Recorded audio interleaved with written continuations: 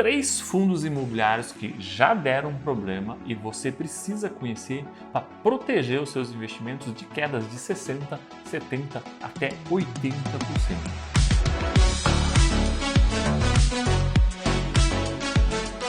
Nós não temos como prever o futuro, não tem como dizer qual fundo imobiliário vai cair 50% ou 60% amanhã. Mas nós temos sim como estudar o passado, entender o que aconteceu com os fundos imobiliários que desvalorizaram tanto e evitar correr esses riscos na nossa carteira de investimento, protegendo assim de quedas tão grandes nesse universo que não tem tanta volatilidade, que são os fundos imobiliários. Então hoje eu vou apresentar para vocês 3 fundos imobiliários com 3 problemas diferentes que, se você entender bem esses problemas, com certeza você vai conseguir evitar eles no passado. Se você não me conhece, meu nome é Rodrigo Medeiros, sou fundador do Desmistificando Research, primeiro serviço exclusivo e voltado totalmente para o universo dos fundos imobiliários. Desde 2015 nós ajudamos os investidores a escolherem adequadamente os seus investimentos e construir a sua independência financeira. Como eu construí, fui servidor público federal por 20 anos e, com a ajuda dos fundos imobiliários e de diversos outros investimentos, consegui alcançar a minha independência financeira e pedir exoneração. Mas vamos lá, quais são esses 3 fundos imobiliários? O que eu posso tirar de aprendizado desses fundos imobiliários? Então vamos ao número 1, PLRI11. Fundo de recebíveis que teve o seu IPO em outubro de 2011. Isso mesmo, gente, outubro de 2011 já faz bastante tempo. Nós já temos aí mais de 10 anos desde o momento que eu gravo esse vídeo para vocês que esse fundo existe. Esse fundo era um fundo voltado para investimento em CRIs com um foco mais high yield. Então, qual que era o grande objetivo desse fundo imobiliário? Ele compraria mais CRIs de cotas subordinadas. Enquanto o seu irmão mais velho, o POR 11, compraria as cotas sêniores, o PLRI compraria as cotas subordinadas. E o que acontece quando eu compro cotas subordinadas? A minha rentabilidade é muito maior. Mas, obviamente, o meu risco de perdas financeiras também é muito maior. Esse fundo foi um grande sucesso de cotação. Até deixei aqui anotadinho, mas entre 2012 e 2015, esse fundo sempre negociou acima do seu valor patrimonial. Teve momentos que ele chegou a ter um ágio de 60% sobre o seu valor patrimonial. E mesmo assim ele mantinha um dividend yield muito acima da média. Um era reflexo do outro, na verdade, né? O seu dividend yield mais elevado fazia com que sua cotação ficasse mais elevada e aí ficasse sempre negociando com esse ágio. Eu tenho certeza que você já viu esse filme, mesmo que você invista recentemente em fundos imobiliários. Pois é, mas essa história normalmente não acaba muito bem. O que aconteceu em 2016? Alguns desses CRIs começaram a ter problema de inadimplência e não conseguir mais pagar seus juros, suas amortizações e tudo que tinha que ser feito. Foi aí que o fundo começou a precisar fazer provisões e acabamos tendo perdas financeiras nesse fundo imobiliário. Seu dividend yield foi caindo cada vez mais e o risco de perda patrimonial foi acontecendo, foi se consolidando. Até que os investidores, muito irritados com tudo que vinha acontecendo, em outubro de 2017, aprovaram em assembleia que o fundo não poderia mais reinvestir as eventuais amortizações que recebesse. Por quê? Porque os investidores não queriam mais que aquele risco de comprar cotas subordinadas fosse executado. Eles queriam recuperar o máximo de dinheiro que seria possível. O fundo acabou observando uma desvalorização muito grande nas suas cotas, bem como, obviamente, uma grande perda de rendimento. O rendimento dele, que vinha muito elevado, acabou caindo constantemente. E qual que é o aprendizado que eu posso tirar de tudo isso aí? Gente, muito cuidado com a ideia de escolher fundos imobiliários só pelo dividend yield elevado, principalmente quando se tratar de fundos de recebíveis. Veja, isso é um fundo que teve IPO em 2011 e ele nos mostra já em 2015 que sim, fundos de recebíveis geram perdas financeiras consideráveis quando começa a ter problema de inadimplência. Esse é o grande risco dos fundos de recebíveis. Ele compra crédito. Ao comprar crédito, você está sujeito à inadimplência, consequentemente, você está sujeito a perdas financeiras. Não tem como. Isso é inevitável, isso é inerente à atividade de investir em fundos de recebíveis. E aí, quanto mais risco eu assumir nos créditos que eu comprar, maior vai ser o meu risco de inadimplência. O meu dividend yield pode ser bom? Sim, pode ser bom, mas o que é o reflexo disso? Qual que é a consequência disso? Ter uma exposição muito maior a perdas financeiras. O PLRI, ainda na somatória de distribuição e valorização de cota, ele ainda não gera um prejuízo tão grande aos investidores. Mas quando eu comparo com outros fundos com risco muito menor, como o seu próprio irmão, o PORD, que comprava as cotas sêniores com uma rentabilidade muito menor, no final das contas eu teria ganho mais se eu tivesse assumido um risco menor e aí não tivesse tido tantas perdas. As perdas, infelizmente, acabam machucando muito a nossa rentabilidade.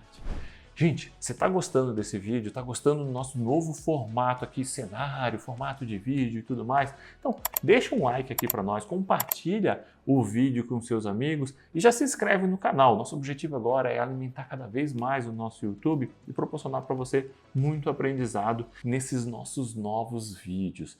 Vamos lá, vamos ao segundo fundo. Esse fundo ele é muito interessante porque tem algumas histórias bem curiosas. FAMB11. Ah, Rodrigo, eu já conheço o FAMB11, eu sei que ele é um monoativo, monoinquilino e tudo mais. O que você pode trazer de novo? Gente, tem coisa muito interessante no FAMB, tá? De aprendizado e que eu vejo até hoje os investidores pecarem nessa mesma situação. O FAMB11 fez o IPO dele em 2003. Como eu falei, ele era um monoativo, monoinquilino. O que significa? Ele tinha um único imóvel e um único inquilino. Tá? É um imóvel muito grande, localizado no Rio de Janeiro, no centro do Rio de Janeiro, e seu único inquilino era a Caixa. Hoje não é mais ninguém. Né? Lá por volta dos anos de 2013, esse fundo alcançou a cotação de 5.600. Bem, vamos dar um passo para trás e lembrar. O FAMB fez o IPO dele em 2003 com a cotação de 1.000, porque alguns fundos fazem com base 1.000, outros com base 100, outros com base 10. O FAMB era base 1.000, então ele fez o IPO dele a R$1.000. Lá por volta de 2013, a cotação dele bateu nos R$5.600. E ali ela ficou elevada até o final de 2017, sempre negociando nesses patamares de R$5.000, um pouco abaixo de 5.000, um pouco acima de 5.000. Isso por quê? Porque tinha um excelente dividend yield. Sim, porque a Caixa pagava um aluguel realmente muito bom e aí, consequentemente, a sua cotação foi se valorizando. O que acabou acontecendo, gente? Muitos investidores entraram nesse fundo lá no IPO ou muito pouco depois do IPO. E aí pagaram quanto nessa cota? R$1.000. Como é um monoativo, monoinquilino, nós não temos novas emissões, nós não temos entradas de novos investidores. E com o passar do tempo, muitos investidores não queriam assumir posições em fundos imobiliários que nós chamamos de mono e com uma gestão mais passiva. E aí eles tinham lá essa cotação a R$1.000. Se eles vendessem ali, vai lá, por R$5.000, o que acabava acontecendo? Eu tinha um ganho patrimonial de R$4.000 e tinha que pagar R$800 de imposto de renda. Veja, eu ia pagar imposto de renda, mas que o valor que eu paguei na cota. O que eu vi muitos investidores fazendo nessa época? Não vou vender. Ficou travado, não vou vender, vou acabar tendo que pagar muito imposto de renda. E olha, que eu insistia que se a Caixa saísse, você tinha um grande problema. Porque você tem um prédio que foi construído na década de 60, com mais de 100 mil metros quadrados e um prédio muito antigo. Se fosse fazer uma reforma, fosse fazer um retrofit, seria muito caro, muito demorado e ficaria vago por muito tempo. Mas muitos investidores resistentes a pagar tanto dinheiro por imposto de renda acabaram segurando essas cotas. Qual foi o resultado? Infelizmente, o resultado não foi diferente. A Caixa saiu do imóvel porque o imóvel era muito velho, o imóvel não era eficiente. Lembrem, imóveis muito antigos vão ficando ineficientes, novos imóveis vão surgindo. Ainda que o aluguel mais caro, ele tem uma ocupação mais eficiente. Além, óbvio, da beleza que você acaba tendo. E aí o que acabou acontecendo? A cotação do fundo desabou. Por quê? Eu tinha um imóvel que tinha um único inquilino, o inquilino saiu, a renda do fundo imobiliário zerou, né? E os investidores, o que olham hoje? O que vai ser desse fundo imobiliário no futuro? Então, o que nós temos? Um fundo imobiliário que chegou a ser cotado a R$5.600 em 2013, ficou nos patamares de R$5.000 ali por um torno de 3 a 4 anos e hoje negocia na faixa dos R$700 a R$800 com zero de rendimento. Qual que é o grande aprendizado aqui? Muitos de vocês vão dizer, o grande aprendizado é não comprar monoativo, monoinquilino. Não é bem assim, tá, gente? Tem muito monoativo, monoinquilino bem interessante. O grande aprendizado aqui é não fique preso no seu preço médio. Não fique preso na ideia de que vou ter que pagar imposto de renda. Sim, tudo isso entra na sua conta, mas girar a carteira às vezes é necessário. Às vezes um risco que parecia distante lá atrás, imagina, quando se comprou o FAMB em 2003, esse risco da Caixa sair era muito pequeno. Na medida que as coisas foram evoluindo, na medida que as coisas foram mudando, você tem um ano de 2014, 2015 com uma vacância muito grande no Rio de Janeiro, você tem aluguéis muito baratos no Rio de Janeiro, muitas vezes com carência de 2 a 3 anos, e você tem FAMB, um colosso enorme, super ineficiente e com aluguel que no final das contas para a Caixa era também caro. Então você tem uma mudança de circunstância muito grande. Então não tenham medo de girar a sua carteira. Essa ideia de buy and hold não significa que você vai comprar e vai ficar com ativo para o resto da vida. Significa que você vai comprar bons ativos que você consiga segurar por um bom tempo. Ou seja, você não compra pensando em vender, mas não significa que em momento nenhum você vai vender. Os riscos mudam, o preço da cotação começa a fazer comparativos diferentes e aí não fique preso no imposto de renda. Agora, o nosso terceiro fundo. O terceiro fundo é um fundo recente, mas traz um aprendizado enorme para o futuro, porque essa história vai se repetir por diversas vezes. Escreve, pega um papel agora e escreve o que eu estou dizendo para vocês. O fundo que eu vou contar para vocês, o problema que ele deu e o aprendizado que nós podemos tirar, ele vai repetir diversas vezes no futuro. Infelizmente, tudo se repete com uma roupagem diferente. Por isso eu preciso aprender sobre o passado, preciso conseguir compreender o que já aconteceu, porque a roupagem vai vir diferente, mas ela vai se repetir diversas e diversas vezes. E o fundo que eu vou dizer para vocês, ele teve uma sequência, na minha opinião, de problemas que acabou culminando com que o seu IPO, feito em dezembro de 2019, a R$100, fizesse com que a sua cotação chegasse a R$ 25 em 2022. E hoje, 2023, quando eu gravo esse vídeo para vocês, continue R$ 25. Veja, gente, você entra no IPO do fundo, você paga R$ 100, final de 2019, um pouco mais de 2 anos depois, essa cotação está valendo R$ 25. Olha o tamanho do prejuízo, não tem rendimento que salve isso, não adianta, fundo imobiliário não é só rendimento, eu tenho que olhar um todo. Rodrigo, que fundo é esse? Blá, blá, blá, tava aí, muito blá, blá, blá, conta logo esse fundo. Vamos lá, galera, XPPR11, isso mesmo, XP Properties, fundo da XP voltado para a compra de lajes corporativas e que teve ali uma sequência de problemas, mas teve um em específico que para mim é o mais grave de todos.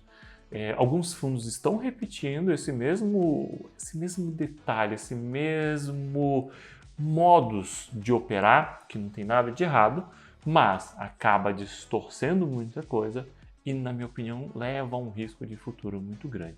Então vamos lá. Esse fundo ele teve renda mínima garantida. Bem, se você não sabe o que é renda mínima garantida, nós vamos gravar um outro vídeo para você explicando o que é renda mínima garantida.